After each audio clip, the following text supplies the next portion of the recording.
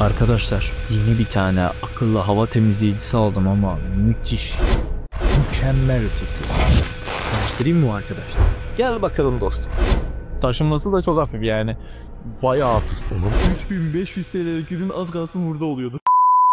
Bugün elimde Xiaomi'nin kompakt ama iddialı hava temizleyicisi var ve ismi Xiaomi Smart Air Purifier 4 kompakt modeli. Gerçekten işe yarıyor mu yoksa gürültüsü çok mu fazla veyahut filtre fiyatları ürüne göre pahalı mı? Bununla ilgili detaylı inceleyeceğiz. Ürünü ben 2 hafta önce aldım arkadaşlar. Bana kuponlarla falan 3500'e geldi. Şu anda fiyatı yanlış bilmiyorsam 4000'e yakındır. Ama ben 3500 TL'ye aldım ürünü. Bu hava temizleyicisini bu 2 hafta süreç içerisinde bana iyi yanları ve kötü yanlarından bugün sizlere tek anlatacağım. Hazırsanız başlayalım. Selam canlar, ben Kubilay Can. Bugün sizlere müthiş bir video ile geldim. Önce bir alkış alayım.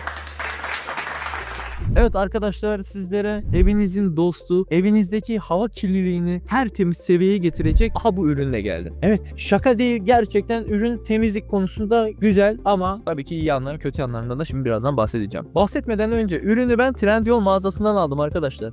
3800 liraydı, kupon falan derken 3500'e denk geldi bana ürün. Şu anki fiyatı, güncel fiyatı söyleyeceğim. 4200 ila 3800 civarı halen devam ediyor. Bu bazdan devam ediyor. Çok bir artış olmamış. 200 lira 100 lira falan bir artış olmuştur diye düşünüyorum. Ama kuponunuz varsa benim gibi faydalanabilirsiniz. Fırsattan istifade edebilirsiniz yani. Ürünümüzün kutu içeriğinde ne var? Önce kendisi gibi şık bir cihaz çıkıyor. Daha sonra şarj cihazı ve kullanma kılavuzu çıkıyor. Başka da bir şey çıkmıyor. Şimdi çoğunuz diyecek, abi bu bizim filtreyi biz nasıl takacağız? Filtre zaten takılı geliyor. Sen yedek almayı düşünürsen o ayrı bir konu olur. Boyut olarak oldukça küçük ürün ama hafifliği konusunda tartışmaya kapalı bir ürün. Çünkü neden? Aşırı hafif. Oğlum çöp kutusundan bile hafif lan bu ürün. Gerçekten çöp kutusundan bile hafif. Hafif olması bizim avantajımıza. Neden? Çünkü odadan odaya taşırken en azından bel fıtığı sorunu yaşamaz.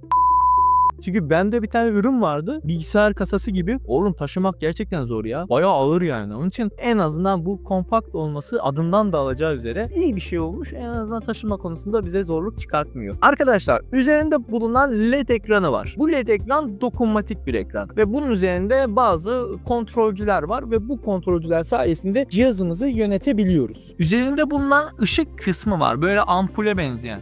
Ulan gene içeri girmeyi... Esprimi anladın sen. Çok.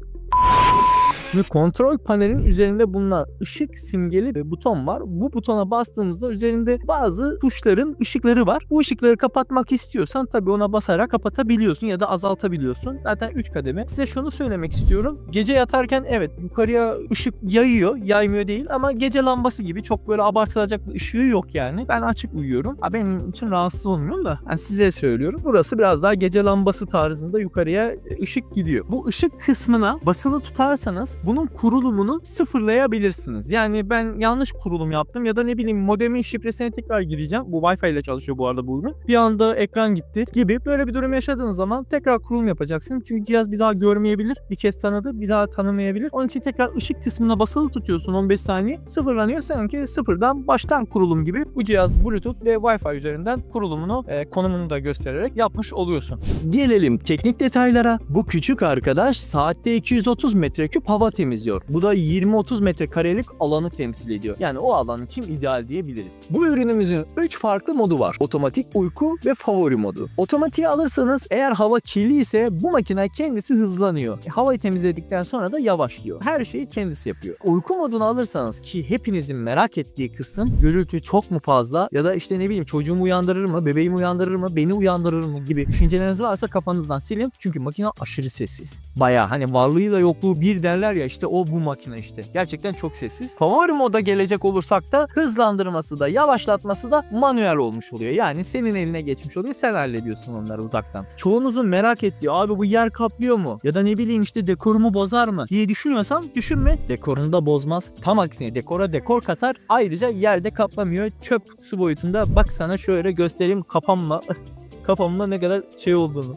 Gerçekten çok küçük bir ürün. Yani o kadar abartılacak bir şey de yok yani ürünün. Şimdi Mi Home uygulamasıyla kontrol edildiğini söylemiştim. Gerçekten ediliyor. Ben başka bir ilçeye gittim. Evde bizimkiler vardı. Merak ettim. Hani denemek istedim. Bir baktım uzaktan müdahale edilebiliyormuş. Bizimkiler aradı. Dedi ki sen mi oynattın bunu dedi. Çünkü bu hava vermeye başladı dedi. Yani ilçeden ilçeye bile etkileyen bir makine acaba ülkeden ülkeye gitsem acaba etkileyecek mi? Çok merak ediyorum açıkçası. Bu arada ürünümüzün anakartında Wi-Fi, Bluetooth ve GPS özelliği mevcuttur. Şimdi uykuda çalışırken bile ben hissetmiyorum. Bakın ben askerden geldim geleli 2020'de askerden geldim. Sınır bölgesinde askerdim. Orada oldu da bir gün bir şey yeriz, bir baskın yeriz. Hani o korku vardı, anladınız mı? Ya da bir gün havan gelebilir. Kulağımız hep havadaydı yani. Islık sesini duymayla havadaydı. Hani olabilir, anladınız mı? Yani böyle durumlar olduğu için ben 2020'den bu zamana kadar hala çıt sesine uyanıyorum. İçin özüne inecek olursak.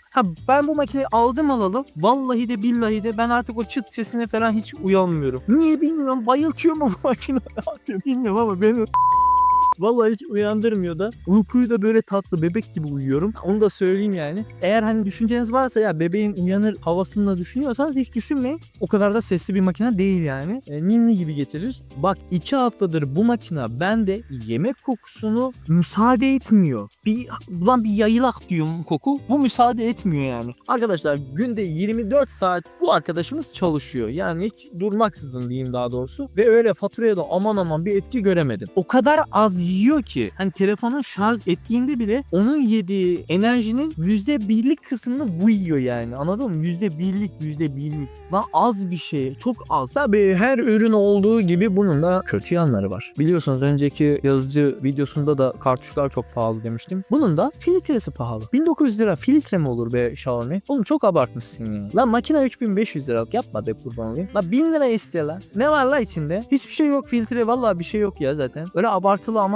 böyle nanoteknolojiyle yapılacak şey de yok filtrede. Sünger lan bildiğin. Onu Scotch Brite'le yapar.